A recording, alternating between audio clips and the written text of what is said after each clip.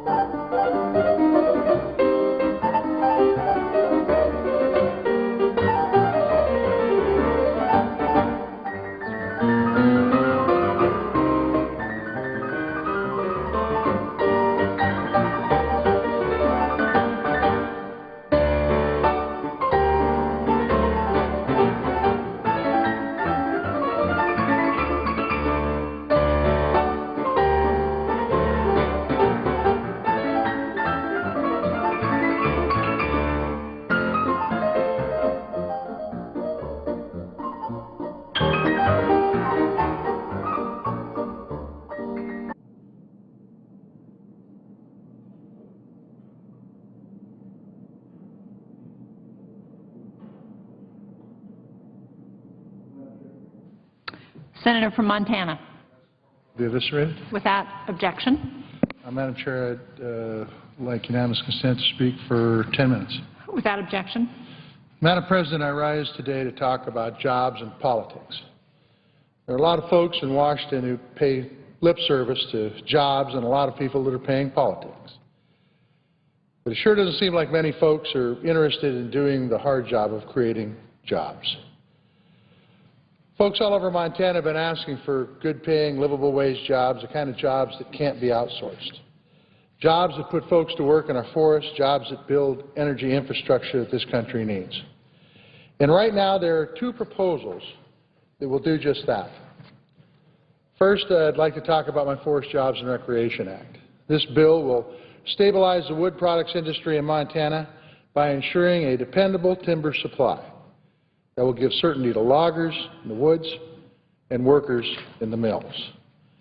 This bill will allow for the restoration of 100,000 acres of national forest lands in Montana, reducing the chances of out-of-control forest fires that could devastate our communities, our watersheds, and our way of life. Recent data released by the Forest Service shows that wildfires that burned where the trees were thinned were less expensive to fight, they were easier to control, and did less structural damage to neighboring buildings. This bill also puts people to work by rolling up roads, improving our water quality, and protecting big game habitat. And it protects nearly 1 million acres for our children and grandchildren in wilderness and recreation areas. This is a bipartisan solution, supported by industry and conservationists. It is the product of people who were on polar opposites of the issue, who came together to find solutions for how we can manage our forests better. We could take a lesson from their example. They brought those solutions to me to be put into law. This is a bill that will move the country in the right direction with a responsible, balanced solution, and it will create jobs. But rather than getting this bill passed, it has become a political football in the appropriations process. Some House Republicans seem to be more concerned with their own jobs rather than creating Montana jobs by passing my Forest Jobs and Recreation Act. That isn't fair to Montanans who are anxious to get back to work, to reclaim a life that has been disappearing at a rapid rate. We lost over 1,700 jobs in the timber industry in 2009, more last year and still more this year. I would ask folks who are negotiating this final deal right now to think about the folks who are counting on us to set politics aside and do what's right for our country and for Montana. This same logic applies to the Keystone XL pipeline. Right now, the President has the power to create jobs by approving this pipeline.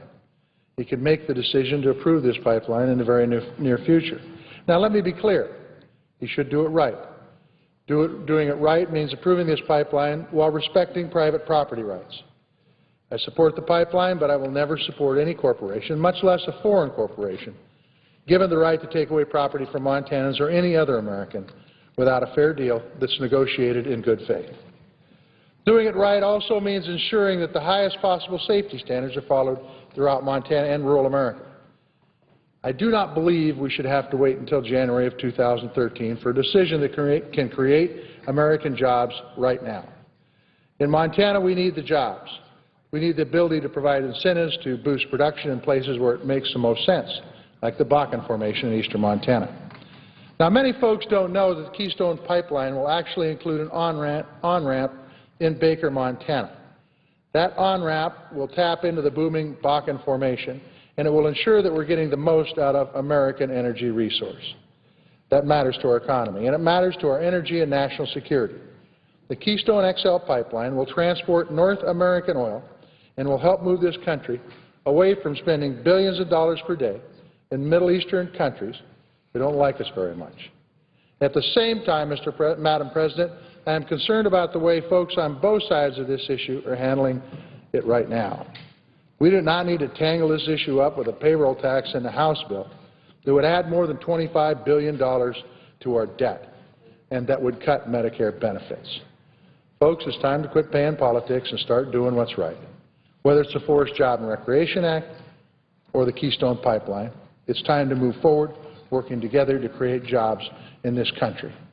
But instead, Politicians on both sides are using these important items as political football, and that's too bad.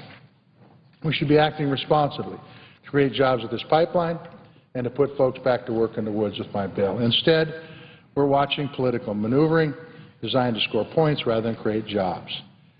And we all know that we all know that this is how Washington acts. The people who lose are the hardworking Americans and Montanans who just want to get back to work. They want to build and maintain the infrastructure that powers and protects America. I'm proud to again offer my support for the Keystone XL pipeline and the jobs it will create. We need a quicker decision based on the merits of the project. After setting aside their differences and working together to protect our forests, Montanans also deserve the passage of the Forest Jobs and Recreation Act. Instead of irresponsible partisan fights, it's time that Congress finally take a page from those who constructed the Forest Jobs bill. They set aside nearly 30 years of partisan bickering to find solutions where everyone gives a little and gains a lot. It's the right thing to do. And with that, I yield the floor, Madam President.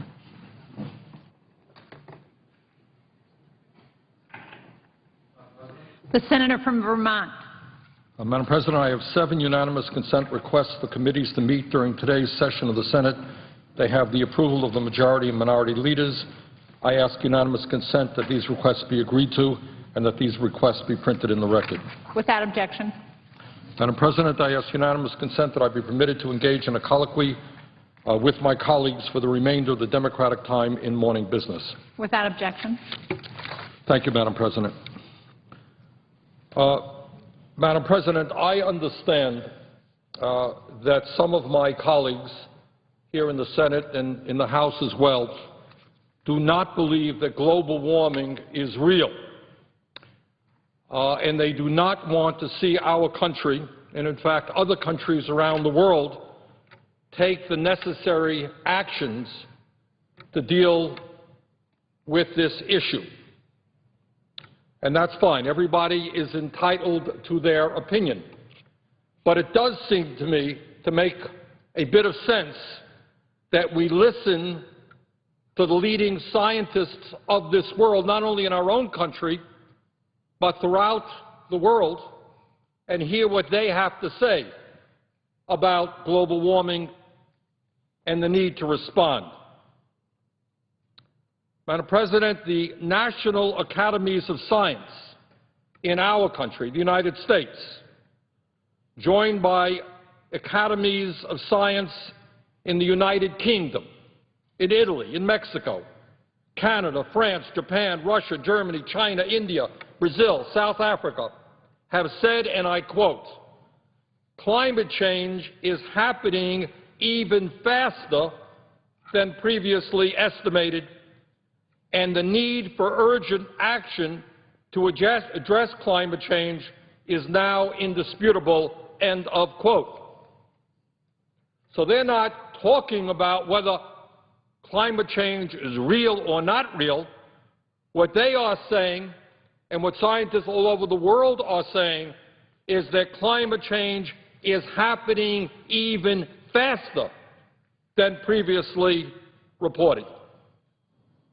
Madam President, 18 scientific societies, including the American Geophysical Union, the American Chemical Society, and the American Association for the Advancement of Science, said, and I quote, "Observations throughout the world make it clear that climate change is occurring, and rigorous scientific research demonstrates that the greenhouse gas emitted by human activities are the primary driver.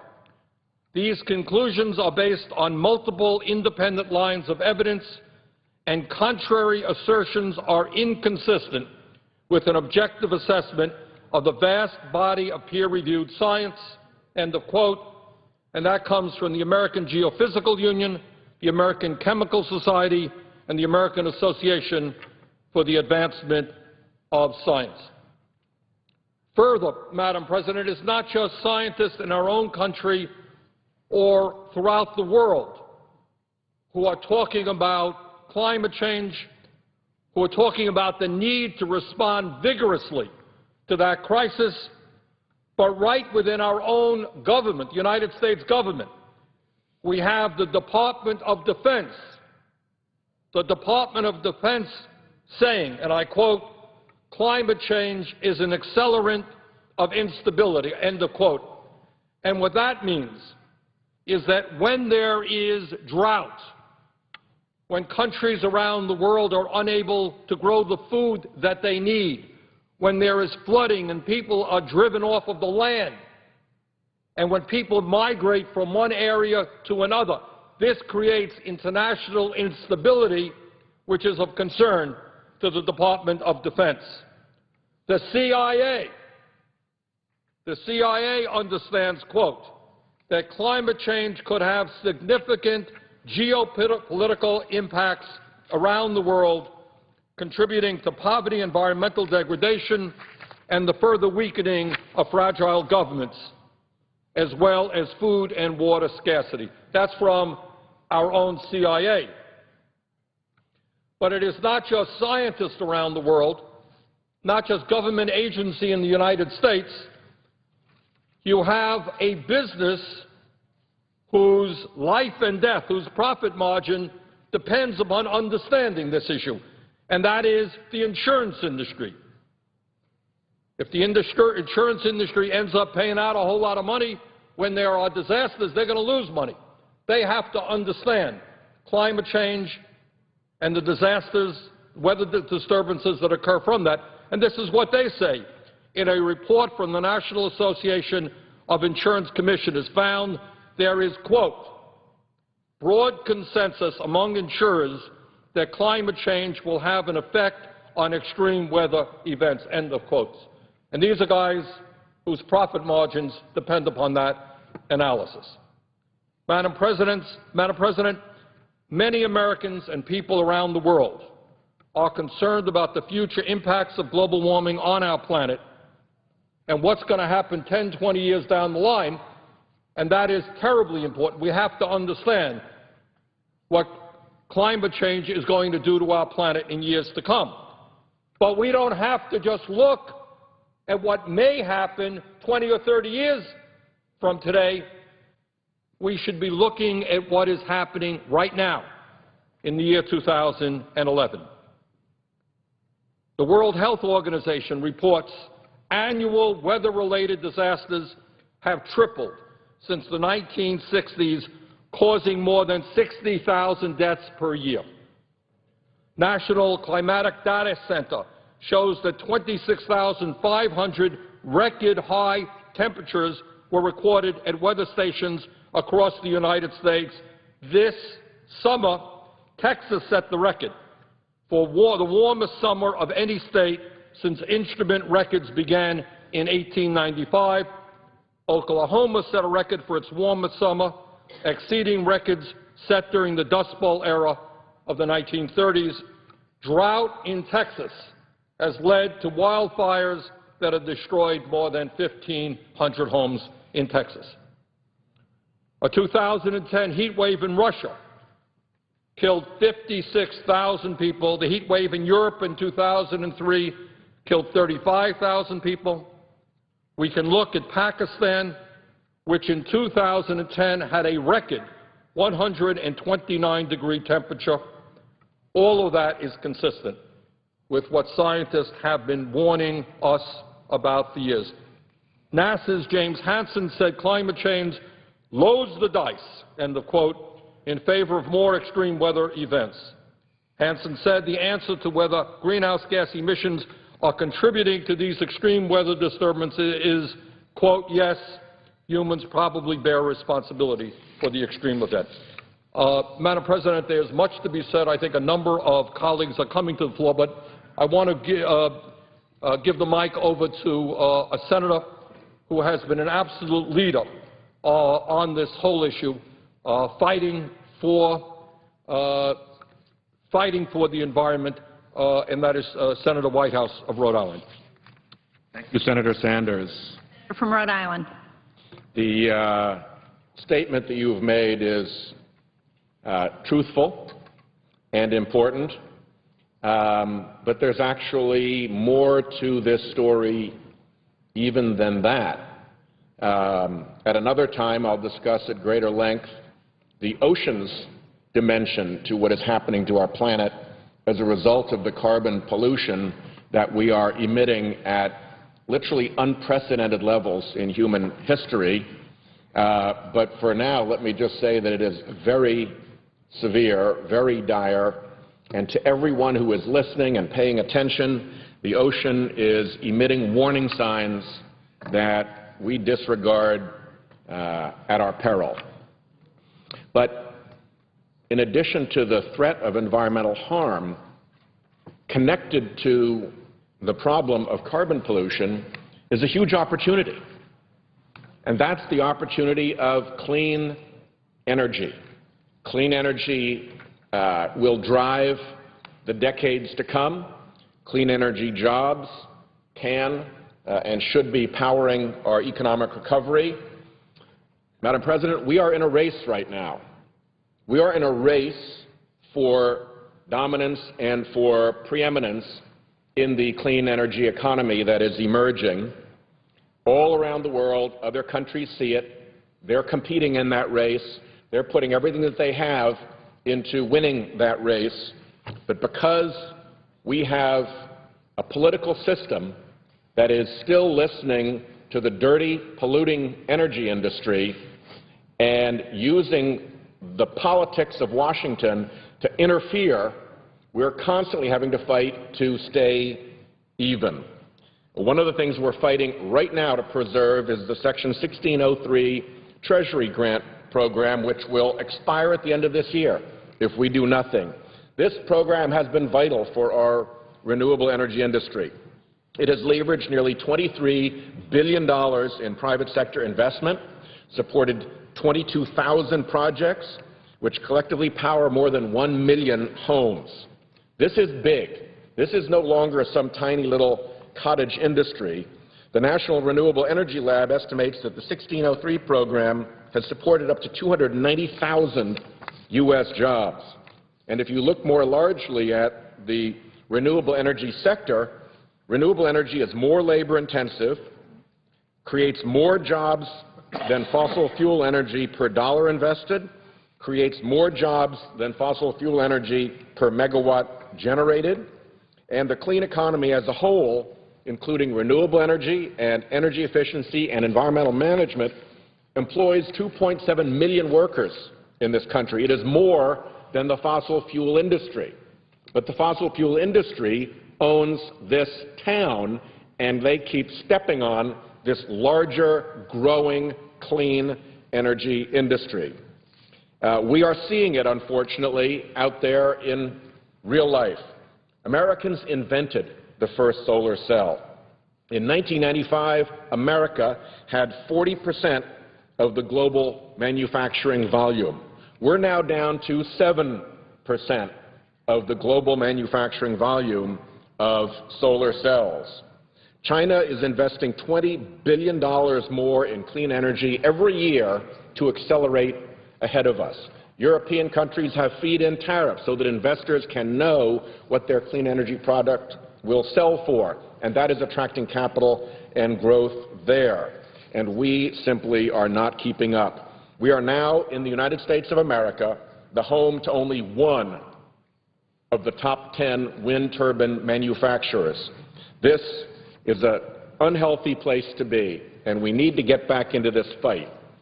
Mature industries that America leads have demonstrated the important role of government intervention at the early days. Our commercial aviation industry has been the envy of the world through its entire history. The United States of America subsidized airmail to help support this fledgling industry. It purchased planes for military purposes to help support it, and supported it with aeronautics R&D. The same thing should be happening in clean energy, and we need to work very hard to make sure that this 1603 Treasury grant does not die on the cutting room floor as we come to the end of this year. Because if it does, jobs will go with it. There'll be an immediate response. Projects will be terminated. People will be laid off. Divisions of companies and smaller companies will close. And it is an unnecessary, self-inflicted injury that we should avoid. Let me just bring it home In Rhode Island, this project has facilitated solar panel installation on 3 new bank branches that TD Bank has opened up in Barrington, in East Providence, and in Johnston, Rhode Island. Those projects created jobs, they put people to work, they lower the cost for those banks of their electrical energy, and they get us off foreign oil and away, step by step, from these foreign entanglements that we have to get into to defend our oil supply. On the larger scale, the city of East Providence, Rhode Island, is in the middle of planning a 3-megawatt solar project on an old landfill, land that had gone out of use effectively, but is now going to be generating power for that city. Construction has also begun on 3 wind turbines out at the Fields Point wastewater treatment facility in Providence. These turbines will meet more than half of our biggest water utilities' energy needs. A company called Hodges Badge. If your child has ever won an award, has ever won a badge in a track meet, in a horse show, in a school production, you probably got a ribbon for it, and that ribbon was probably made by Hodges Badge. It's a great Rhode Island company. It has 95 employees. They have just gone completely clean energy. And they're doing that to protect those 95 jobs. They're doing it to lower their energy costs, and they're doing it to do the right thing. So as I want to salute Senator Sanders for his eloquence on the real problem of climate change and the campaign of lies and propaganda that has interfered with our ability to deal with what is a real and emerging problem, but also to point out that the second step in this is that there are jobs and there is economic success behind the clean energy industry that will lead us out of the predicament that we are creating for ourselves because people here are in the thrall of the polluting industries. Thank you very much, Senator Sanders. Thank you very much, Senator Whitehouse. And I just want to reiterate the very, very important point that Senator Whitehouse has just made. This struggle to transform our energy system, to move away from fossil fuels, to end the absurdity of importing over $300 billion a year in oil from Saudi Arabia and other foreign countries, and move to energy independence. This effort to cut greenhouse gas emissions so that we save the planet. This effort also has to do with creating jobs in the midst of the worst recession since the Great Depression. And I would hope that every member of the Senate is on the side of American workers in helping us to grow sustainable energy companies so we create the jobs we need in this country rather than let China and other countries dominate those industries. And with that, Mr. President, I am very proud to give the floor over to the chairperson of the Environmental and Public Works Committee, certainly one of the great environmental leaders here in the United States Senate, Senator Barbara Boxer of California. Thank you very much. Mr. President, what is the time remaining in Senator Sanders' block? 36.5 minutes. So is the senator satisfied if I take about 7 minutes at this time? Is that all right? Okay. I want to say how proud I am of the Environment and Public Works Committee to be the chairman of a committee that has such incredible senators, such as those you've just heard from. Senator Sanders, Senator Whitehouse. We have Senator Cardin.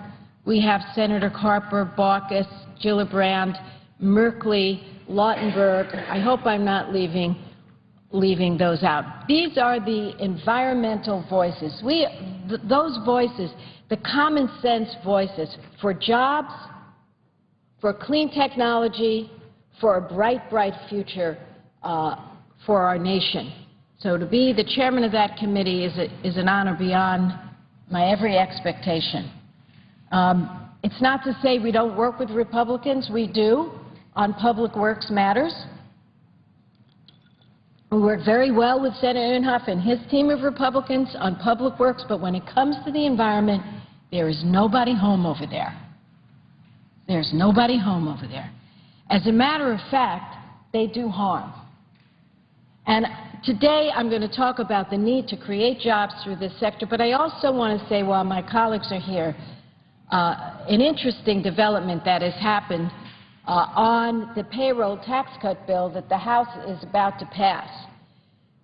Colleagues, we have a term, and kind of an inside the Beltway term, when extraneous provisions are added to a bill that will bring down the bill. We call that a poison pill amendment.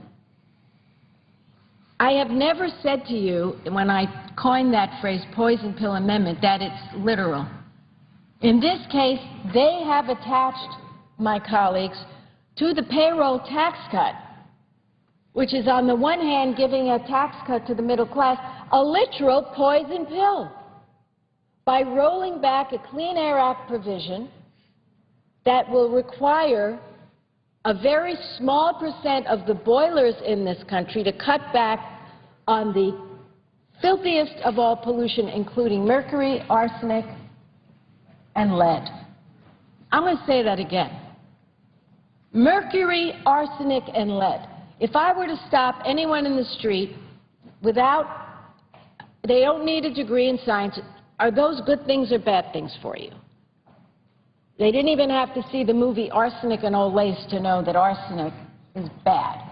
And lead damages the brains of our kids. And mercury has horrible impacts, particularly on the children. So they have attached a poison pill, colleagues, literally, because it will kill 8,100 more people than otherwise would have been killed from pollution. And they've attached that to the payroll tax cut. So have that for a Christmas gift. Hi, I'm your senator. Here's a tax cut for you of about $1,000, but sorry, you might die from breathing in too much poison in the form of mercury, lead, and arsenic. That's what's going on here. Honestly. We've asked for a lot from Santa in our day, but we never asked for lead, arsenic, and mercury.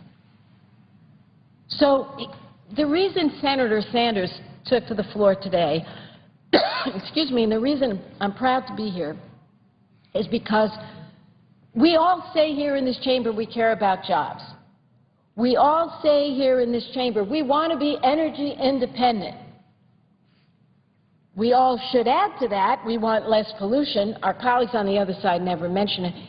And we should add to that, we want less carbon pollution, which is leading us to extreme weather conditions, climate change, but they don't say that. We say that. How do you do it? Well, there are many ways. One is to enforce the clean air laws we have, by the way. That will help get carbon out of the air. Fuel economy, but a very easy way, as we extend this payroll tax cut, which we all want to do for our middle class, is to say we should extend those clean energy tax breaks that allow us to move toward innovation. You hear a lot of talk from the other side about how solar energy is in decline, and they talk about Solyndra and the problems there. Let me tell you something. That mindset would mean we never would have made it to the moon, because we know what happened to Apollo 1. It was not good. We didn't walk away from going to the moon. We expected there would be problems with the program that we put together. That's why we had $2 billion to offset any companies that might not make it. Do we stop cancer research because a lot of the scientists' leads don't pan out? We don't walk away from cancer research. But our friends on the other side, the minute they can seize on something to walk away from clean energy, they do. I come to the conclusion, Mr. President, there's only one reason for it. And that reason is they represent, in my opinion, this is my opinion, big oil, big polluters, the people who over the years have tried to stop us from moving away from those fossil fuels. You know, all you have to do is read the history books to see how big oil teamed up with the auto industry to take out all the railroad tracks that they could to stop the competition. All you have to see is the movie Who Killed the Electric Car. Can't even find those GM cars. They took them and they literally flattened them. And they bought time for the gas-guzzling cars until finally, with President Obama's leadership, we were able to influence the companies in Detroit to make them understand the very simple fact that if we move to cleaner burning fuels, if we move to fuel economy, they're going to make a lot more money because that's the future. So what we face here, instead of seeing an extension of the clean energy provisions to help us move towards solar, to help us move away from fossil fuels, to help us get a better balance of payments, to move us away from the Middle East dictators, we see nothing. What do we see? We see another poison pill in one of their bills over there to repeal the standards for light bulbs. What are these people thinking? They need a light bulb to go off in their own head. We have to move toward energy efficiency. It is a win-win-win-win-win. I'm going to talk about California in my remaining time. We have seen great progress there. We've added 79,000 jobs in the clean energy sector just in the past 7 years. And that clean energy sector remains one of the most promising industries in our state. And people are happy. We're going to put 1 million solar rooftops on in California. I know Senator Sanders has been calling for this for years. California's doing it with Governor Brown, leading the way with the legislature. And you know what that means? It means that people are going to work in California. You can't be in China unless you have an extremely long arm and put a solar rooftop on in Los Angeles or in Riverside County or San Francisco or San Diego. So we need to reauthorize 1603, that Treasury grant program, which allows developers to receive a grant in lieu of a credit, in lieu of a write-off. So that means that they will get the funding and they can move forward with their projects. It's leveraged $22 billion in private sector investment. And if we extend the program, we'll be creating 37,000 jobs. Now, I have to ask rhetorically, what is wrong with the Republican Party that they don't understand that when you extend these kind of tax credits, you move away from the dictators who control the oil supply and who would turn on us and have in a minute. You create jobs here at home. The air is less polluted. The kids have less asthma. There are very few things that we could come to the floor and say are such a win-win-win. And there's 48C, the manufacturing tax credit, which provides a credit for facilities that manufacture clean energy equipment components. We know there's a demand for these programs. So I want to say to my colleagues on the EPW committee, I hope they'll join me at 2:30. We're going to have a press conference to talk about the need for protecting the air that we breathe and for the need to see a payroll tax cut that doesn't come over here loaded down with things that are going to lead to riders unrelated that are going to lead to the death of our people. Simple message. No poison pills that poison the people. Please. I hope they'll join me there, but I want them to know, and I want to say Senator Whitehouse organized a letter that was critical to get all of us on this letter, and Senator Whitehouse, just through the chair, how many signatures did you get? We had over 30. That number is still climbing retroactively, but more than 30 Democratic senators. Well, I would say that is a very large number of senators to put their names on letters. These letters are hard. People are busy. They don't have time. When you get 30 names on a letter, and we say, extend these tax cuts for jobs, for the environment, for all the good things, and I ask unanimous consent to put that letter that Senator Whitehouse organized into the record at this time. Thank you.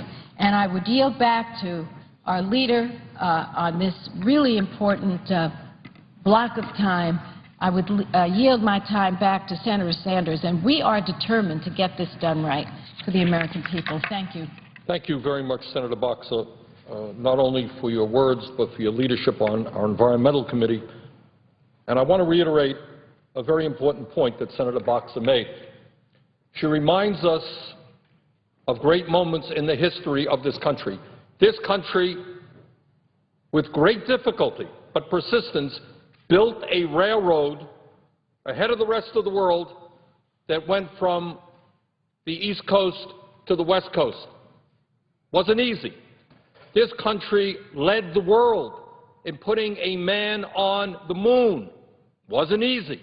Great expense, difficulties. But we did it.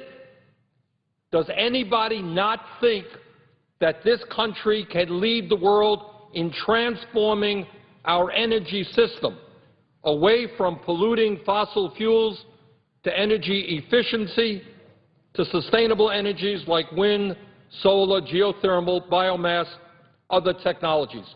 Can we not lead the world in making our own country more energy efficient, making our air cleaner, but also in creating large numbers of jobs as we weatherize our buildings, as we build the solar panels that we need to build, the wind turbines, as we put more engineers and scientists to work to help us in this energy transformation? Mr. President, I want to pick up on a point that Senator Whitehouse made a moment ago, is that while we talk about energy transformation, while we all understand that over a period of years, the oil industry, for example, has received billions and billions of dollars of permanent tax breaks, what we are fighting for right now is to see that the 1603 Renewable Energy Grant Program is renewed. As Senator Whitehouse indicated, 1603 allows renewable energy developers to get a grant instead of a tax credit.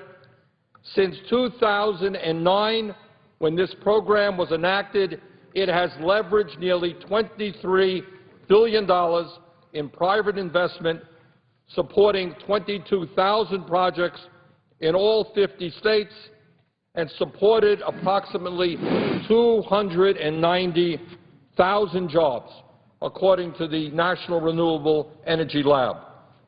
Since 1603 was enacted, solar jobs doubled to more than 100,000 jobs.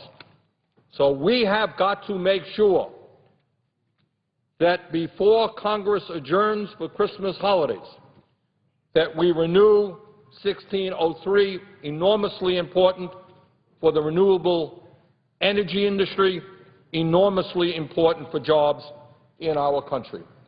And with that, I would yield the floor to Senator Whitehouse.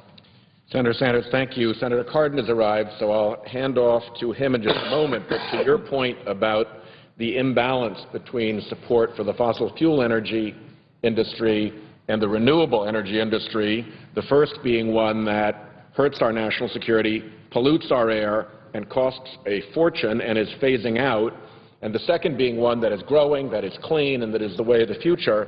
According to the Environmental Law Institute, the U.S. invested almost 6 times more in subsidies for fossil fuel from 2002 to 2008 than we did in renewable energy. So by a factor of 6 times, we've got our thumb on the scales supporting the old, dirty industry against the new rather than supporting the new the way our international competitors are doing. And I'd like to ask unanimous consent that a response from Secretary Chu to a letter that Senator Sanders and that I and other senators wrote to him about the status of our and success of our clean energy investment be added to the record. Without objection. Thank you, Senator Sanders. Senator Cardin. Well, let me thank my colleagues for yielding, and I want to thank Senator Sanders, Senator Whitehouse, and Senator Boxer was on the floor on this issue. And I just want to underscore the point that was just made about having a level playing field here where we've tilted the scales in favor of fossil fuels over renewables. My colleagues have already talked about the direct difference in our subsidies. I'd like to add an additional element here, and that is when you look at the subsidies that we give to the fossil fuel industries, they're permanent. They're in the tax code. They don't go through the annual exercise of an extender. And what does that mean? That means the lack of predictability and sustainable energy means there's a higher cost for investment. It tilts the scale in favor of the oil and gas rather than on sustainable renewable energy sources. I could just mention three, and the Congressional Research Service did a report on this. Just three of the provisions that benefit the oil industry: the excess of percentage over cost depletion, the expensing of exploration and development costs, and the amortization of geological and geophysical expenditures. Just those three provisions that are permanent in our tax code between 2010 and 2014 will cost the taxpayers over $10 billion. So we are subsidizing the oil industry, and we shouldn't be doing that, because we should be encouraging a transformation to sustainable energy issues, as my colleagues have pointed out, for the purposes of national security, what's good for our environment, and what's good for jobs. This is about jobs. And that's why we can't go home until we've extended the tax provisions, particularly 1603, but other of the energy-related sustainable energy provisions. I want to talk just one moment, if I might, about the production tax credits that we need to extend, because I want to talk about one specific project in Maryland on a brownfield site that we're dealing with waste energy. Now, some might say, okay, well, that doesn't expire until 2013. But here's the problem. You have to have it in production by that date. And on a waste energy project, it's not going to be in production by that date. So if we don't extend it this month, the project will be at a standstill in Baltimore. 1,900 jobs are at stake. 1,900 jobs are at stake on just that one project, which, by the way, helps our environment, helps our energy, and also helps our economy. And that's why it's critically important that before we leave, that we extend these sustainable energy tax credits so that we can get the investment. Quite frankly, Mr. President, I would like to see us make some of these permanent. We make it permanent, we get predictability. We get predictability, it's less cost. It encourages more activity in this area.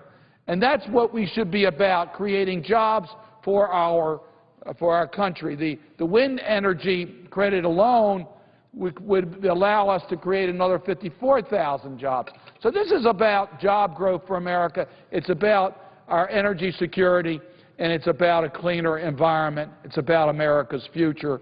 And that's why we have taken the time here today to point out to the American people that Congress needs to make sure that it has acted on these areas before we adjourn for the year. We owe that to the people of this country. And with that, Mr. President, I will yield to my friend from Vermont. Thank you, Mr. President. And I want to thank the Senator from Maryland, not only for his important remarks now, but for year after year, the strong work that he is doing in trying to create jobs in America in sustainable energy. Now I'd like to yield to the Senator from Rhode Island for his thoughts. Thank you, Senator Sanders. I want to go back to this question of the jobs and the economic value that we get from clean energy. The Department of Energy reports that the clean energy sector alone directly employs nearly 1.6 million people in the United States, nearly 1.6 million families, depending on the paycheck they get from the clean energy sector. Within that, it's growing. The U.S. has created over 100,000 solar-focused jobs, 100,000 solar-focused jobs, and at least 75,000 jobs related to wind energy installation in 2010. In Rhode Island, we're seeing that coming on. The newspaper today, the Providence Journal, reported on a permit application for the cable that will connect an offshore wind facility that is going in off Block Island back to the grid onshore to bring the power from that installation back and into the New England energy grid. But when it gets going, think of the jobs that are going to be involved in that. Senator Reid and I worked very hard to shore up, get money to shore up the water side, the side of the pier at Quonset, so that it would be capable of dealing with very heavy-duty installation barges and things like that. So the Quonset Point facility is now ready for this construction. We have the trains and the new highways to bring in the pieces of these big turbines. The turbines are so big that you can't build them in China, in Europe. You have to assemble them on shore and put them right on the barge. So the assembly of them will take place in Rhode Island, right at Quonset. And that will be a lot of jobs. And then you have to barge them out, and you have the barge operators and the barge captains and the tugs, and then you sink the base, and you have to have divers and builders and people who are expert in that kind of marine construction, and then you put them up, and you have to operate them, and you have to maintain them. And what they do is they contribute clean energy to the grid. They're a constant supply because of the wind over the Atlantic being such a powerful resource. And it's kind of a win-win situation. And so we see the need to get behind this in a really immediate way in Rhode Island. And it would be one of the great tragedies if we let the Chinese and the Belgians and the French and the Dutch and whoever else get ahead of us in this competition. We don't need to. It's wrong. We're taking ourselves out of a race that we should be winning when we do that. And I commend Senator Sanders for his effort to bring us together today to continue to make this point. There are jobs here. There is an energy industry that is going to lead the economy of the next decades of this world, and we want America to be at the front of it and not to have sand thrown in our gears by the dirty, polluting energy industry that is on its way out as its last contribution to the damage that it's now doing to our economy and to our environment. Senator Sanders. I want to thank my friend from Rhode Island for his remarks and for his extraordinary effort in fighting for jobs and for protecting our environment.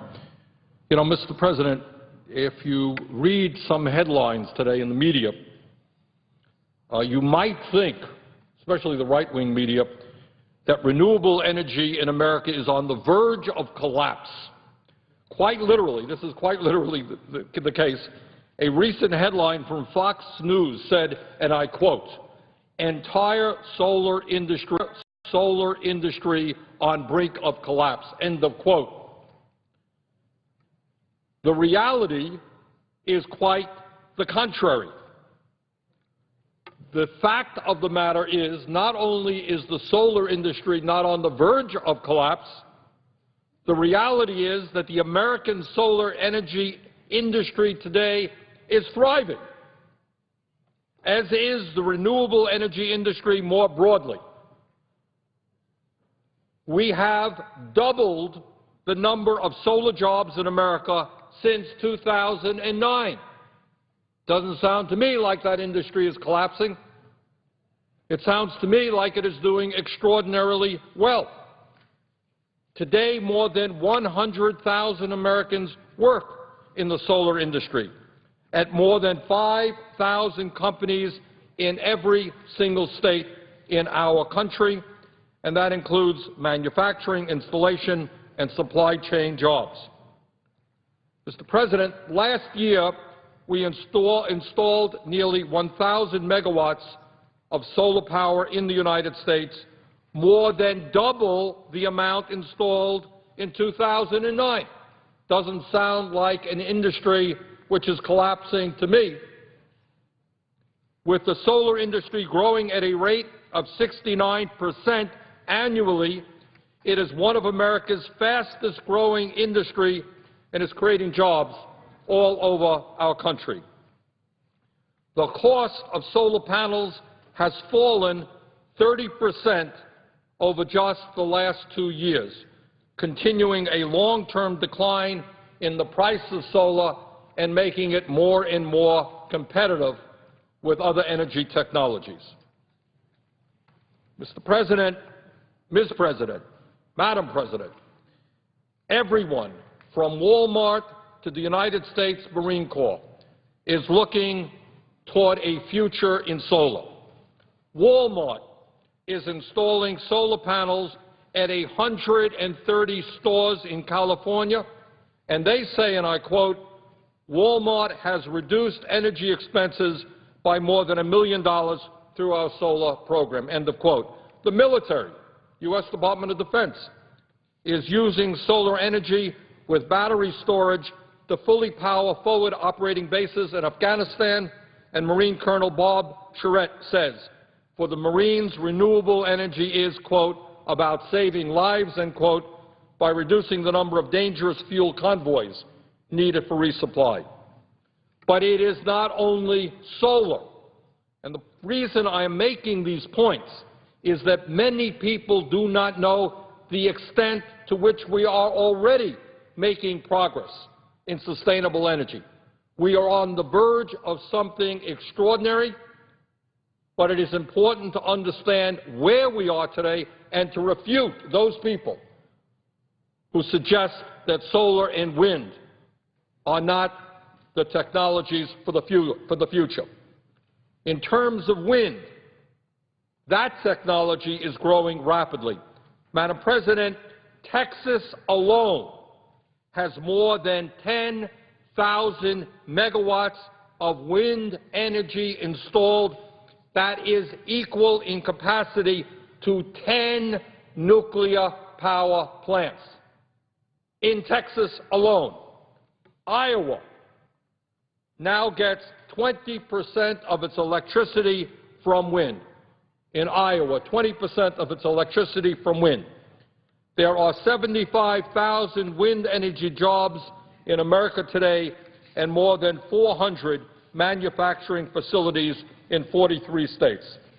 The price of wind energy has dropped by 90% since 1980, and wind electricity today is competitive with fossil fuels at 5 to 6 cents per kilowatt hour.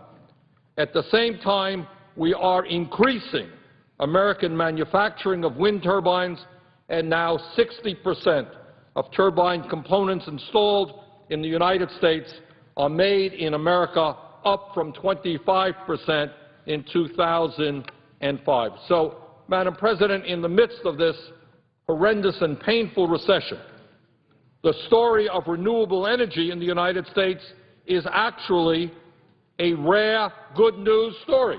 It is a good news story.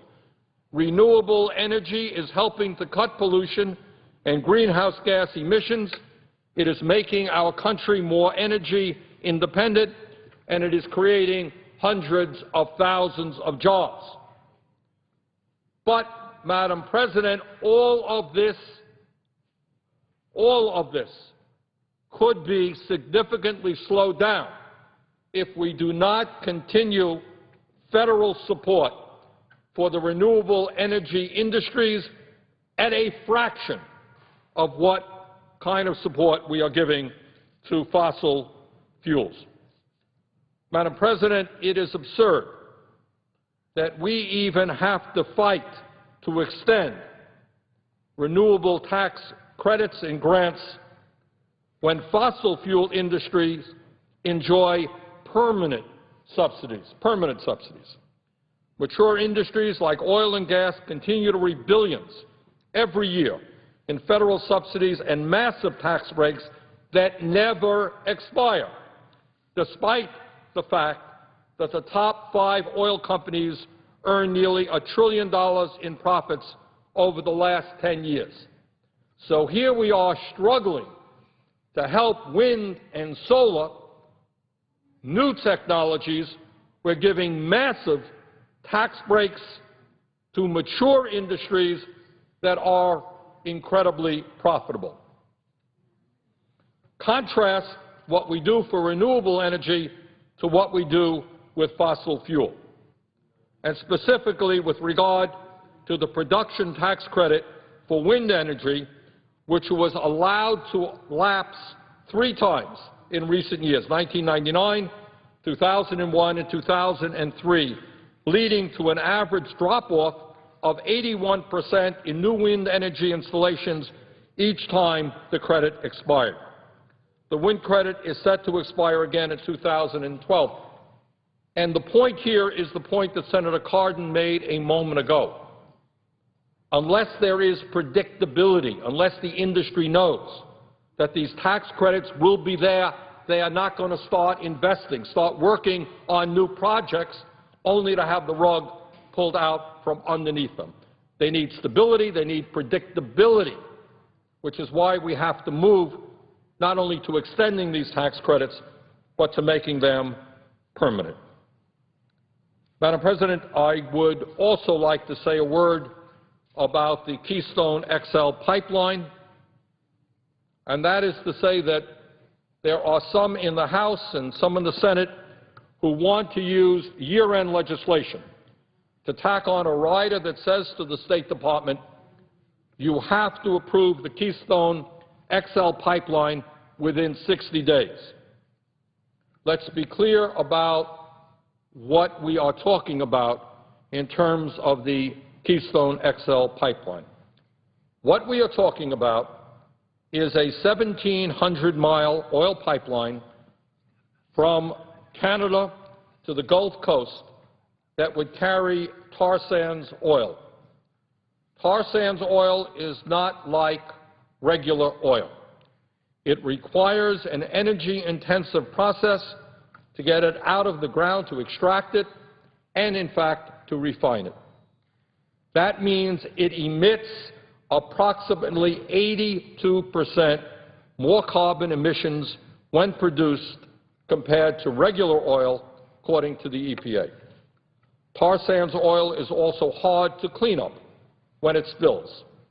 Refining tar sands also produces more toxic air pollution compared to conventional oil. A tar sand spill in the Kalamazoo River in Michigan that happened in 2010 is still being cleaned up at a cost now exceeding $700 million. In my view, the last thing we need is to eliminate the environmental and safety reviews now taking place and fast-track approval of this pipeline.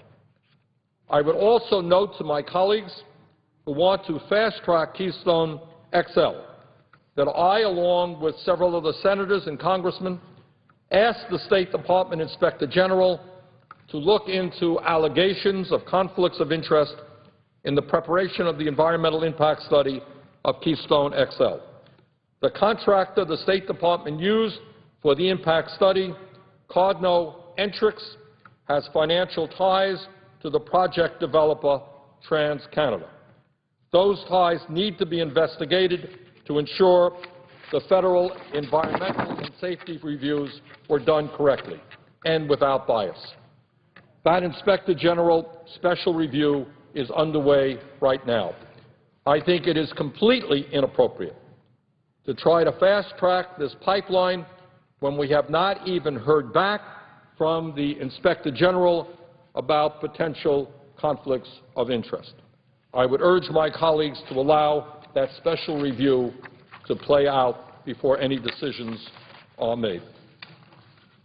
Madam President, let me simply conclude my remarks this morning by thanking my colleagues for joining me, Senator Whitehouse, Senator Boxer, Senator Cardin, who speak for many other members of Congress, and I think who speak for tens of millions of Americans who see an energy future in this country in which we break our dependence on foreign oil, in which we no longer spend over $300 billion a year for oil from Saudi Arabia and other foreign countries, who see a future in this country where we move toward energy independence, who see a future in this country when the United States is a leader in reversing global warming by not only cutting greenhouse gas emissions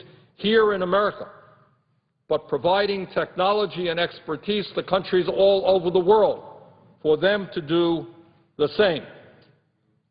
And also understand that as we move to energy efficiency, and I got to tell you that in my state of Vermont, we are leading the country in energy efficiency, and what we are seeing as we weatherize homes, we are seeing fuel bills going down for middle-class, working-class people by 30, 40, 50%. We're investing in weatherization, and the payback is pretty good. It takes place over a very few years when you cut fuel prices 30 or 40 or 50%. In Vermont, we're probably doing as well as any other state in the country in that area, but we can and will do a lot better. Tens of thousands of homes in our state can be weatherized. And when we do that, you not only cut greenhouse gas emissions, you not only reduce the need to import foreign oil, you also create jobs. You create jobs for those people who are producing the insulation, who are producing the new doors, who are producing the windows, the new roofing, which makes homes and buildings more energy efficient. And furthermore, in our state and around the country, we are seeing, as I indicated a moment ago, significant progress in moving to sustainable energy. Solar industry growing very rapidly, wind energy growing very rapidly, other technologies growing very rapidly. So as a nation, we should be proud of the change that's taking place, but understand that we have a long, long way to go to be the kind of energy efficient and sustainable energy nation we know we can become, and to help lead the world in a new energy direction. And with that, Madam President, I would yield the floor and note the absence.